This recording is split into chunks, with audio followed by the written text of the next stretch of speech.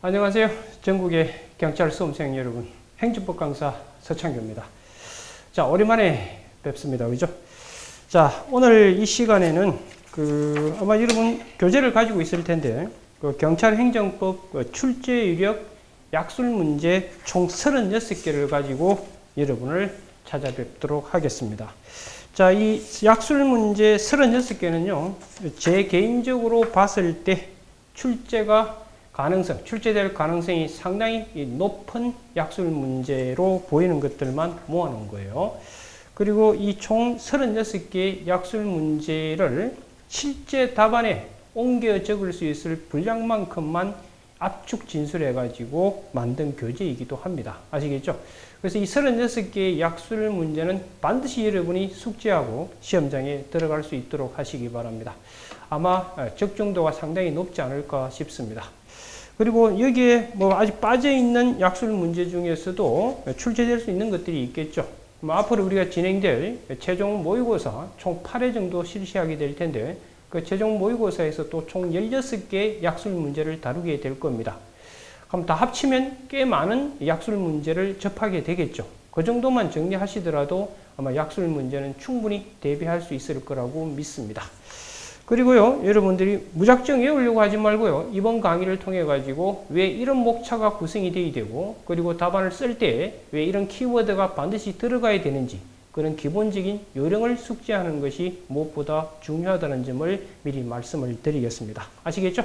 자, 그러면 교재를 먼저 한번 펴보시기 바랍니다. 펴보시면 1번부터 해가지고 총 36개 약술이 아마 정리가 되어 있을 거예요. 이 문제는요, 중요도에 따라서 제가 앞으로 A급, 그 다음 B급, C급으로 나누어서 제가 말씀을 드리게 될 겁니다. C급은 왜 C급을 왜 집어넣냐 이렇게 반문하실 분도 있겠지만, 여러분 그동안 출제된 거 보면 아시겠지만 출제 유력한 것만 출제되는 게 아니죠. 불이타들이 가끔 한두 문제씩 들어가잖아요. 그죠? 그래서 그런 걸 대비해 가지고 C급이지만 불이타로 넣을 가능성이 있는 문제들도 몇 문제를 제가 실어놨습니다. 아시겠죠? 그래서 제가 A급, B급, C급으로 나눠서 정리할 텐데, 그 중에서 A급은 반드시 여러분이 정리하고 들어갈 수 있도록 준비를 하시기 바랍니다. 아시겠죠? 자, 좋습니다. 자, 그럼 5페이지를 펴보시기 바랍니다. 첫 번째 주제죠. 그죠? 행정법 관계에 대한 사법 규정의 적용. 여기서부터 시작을 해보도록 하겠습니다. 자, 이건 C급 문제예요. C급 문제고 불이타를 대비해서 제가 집어넣은 겁니다. 그죠? 이건 95년도 경찰 관련 시험에서 출제가 된 적이 있습니다. 95년도면 꽤 까마득한 시간이죠. 그죠? 자, 먼저 이 문제의 기본적인 골기요. 자, 여러분들이 목차 구성을 하실 때, 평상시 공부하실 때도 어떻게 하셔야 되느냐면, 먼저 거시적인 목차, 큰 틀의 목차를 먼저 구성하도록 하세요. 그 목차 안에서 그 다음 세부적인 목차를 잡아갈 수 있도록 하셔야 되고, 그 다음 이제 반드시 항상 그렇지만 뭔가 물어봤었을 때는 그에 대한 개념이 서술 파트에서 정확하게 기술될 수 있도록 하시고 바라고요.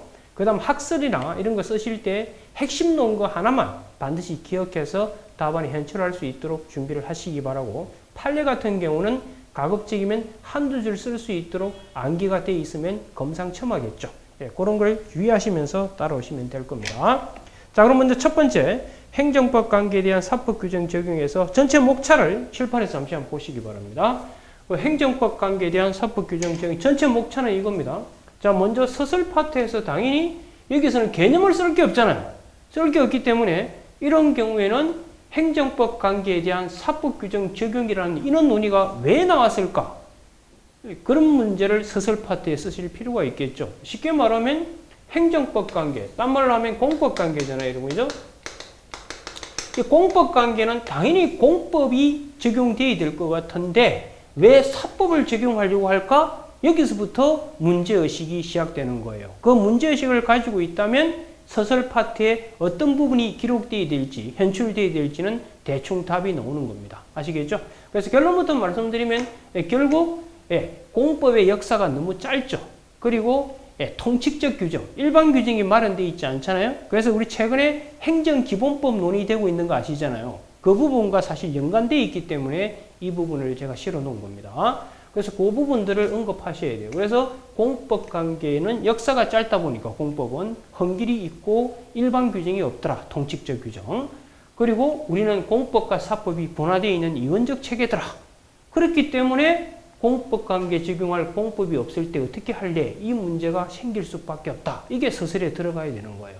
그 다음 두 번째, 이제 핵심 쟁점으로 넘어가야 되겠죠? 그럼 결국 행정법 관계에 대한 사법 규정 적용을 어떻게 할래? 이 문제가 나오겠죠. 그럼 이제 첫 번째 목차가 제가 준용 규정이 있는 경우, 이게 무슨 말이에요? 예, 공법에 보면 가끔 부족할 때 민법으로 메꾸세요. 이런 규정이 있는 경우가 있잖아요. 그럴 때는 논란 여지가 없죠. 그럴 때는 그냥 적용하면 되는 거라고요. 그거 간단하게 쓰시면 돼요. 이거 쓰실 때 이제 국가배상법 8조, 국배법 8조에 대한 언급을 간단히 하시면 되고요. 이제 핵심은 이거죠.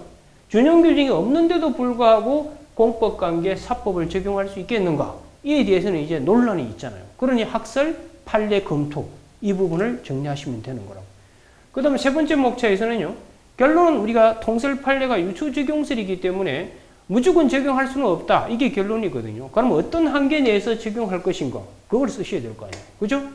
그리고 이제 네 번째 목차에서 이 보론대 있잖아요. 이건 뭐냐면 기본적으로 물어본 것은 공법관계에 헌길이 있을 때 사법 적용 문제를 물어봤지만 우리가 공법관계에 적용할 공법이 없을 경우에 여타 공법이 있으면 들고 와서 쓰는 것이 가장 바람직하지 않겠어요? 그래서 그걸 여론으로 쓰는 거라고. 그래서 보론이라고 하는 거예요.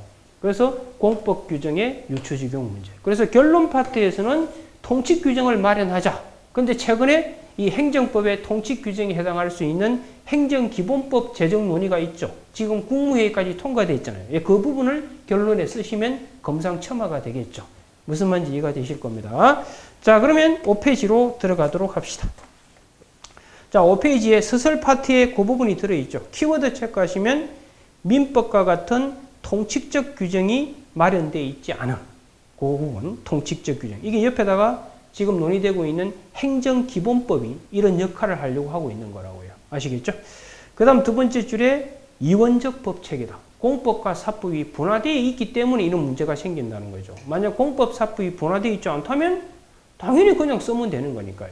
그걸 반드시 답안에 현출할 수 있도록 하시라고.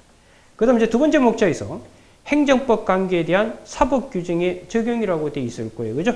그래서 먼저 준용 규정이 있다. 그럴 때는 논란의 여지가 없다고 그랬잖아요. 그래서 국가배상법 8조 그 부분 반드시 현출할 수 있도록 하시고요. 핵심은 이제 준용 규정이 없는 경우겠죠. 이럴 때 어떻게 되겠는가에 대해서는 이제 논란이 있다는 건 학설, 판례, 검토로 넘어가셔야 되는 거죠. 그죠?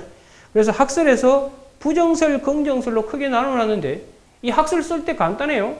공법과 사법은 전혀 별개의 법 체계를 강조하시는 분들은 당연히 공법 관계에다가 사법을 적용한다는 건 말도 안 된다고 강조할 거 아니에요. 반면에 적용 가능하다고 하시는 분들은 별 다를 거 없다. 이걸 강조하겠죠. 그럼 대충 만들어낼 수가 있는 거죠.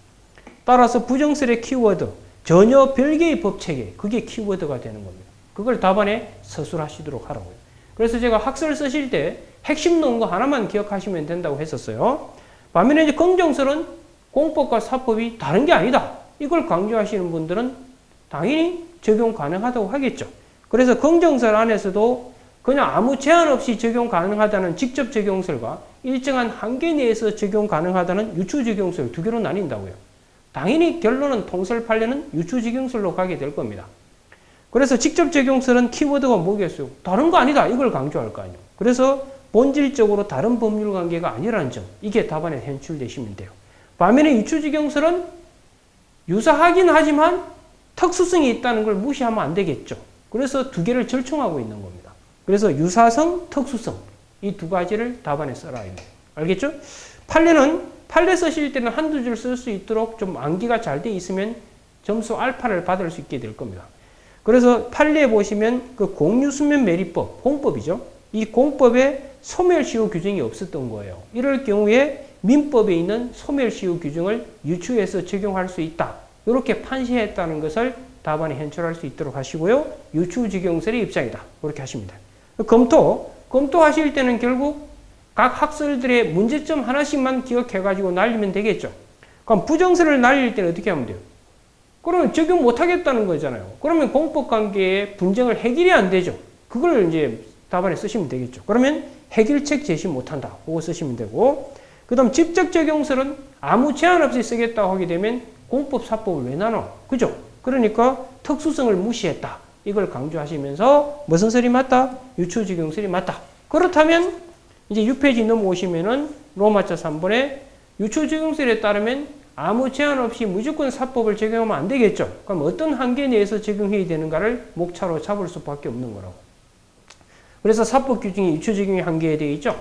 그래서 사법 규정을 쪼개잖아요. 쪼개가지고 이걸 일반 원리적 법칙술적 규정하고 그 다음 이걸 이해조절적 규정 이렇게 나누잖아요. 나눠가지고 일반 원리적 법기술적 규정 같은 경우는 이건 법 일반적인 내용을 담고 있기 때문에 우리가 아시다시피 공법관계는 권력관계와 비권력관계로 나누잖아요. 그죠? 그럼 권력관계 사법을 어떻게 쓸지 비권력관계 사법을 어떻게 쓸지 이걸 쓰시면 되는 거죠. 그래서 이 부분은 권력관계도 적용 가능하고 비권력에도 적용 가능하다. 이렇게 쓰시면 되고 이해조절적 규정 사법의 이해조절적 규정은 이건 오리지널 사법적 특성이라고. 그리고 또 공법관계의 오리지널 모습은 권력관계죠. 그러니까 완전히 이건 대치되는 거잖아요. 그죠? 그러니까 이해조절적 규정은 여기는 적용 안 되고 여기는 적용된다. 이렇게 결론 내시면 되는 겁니다.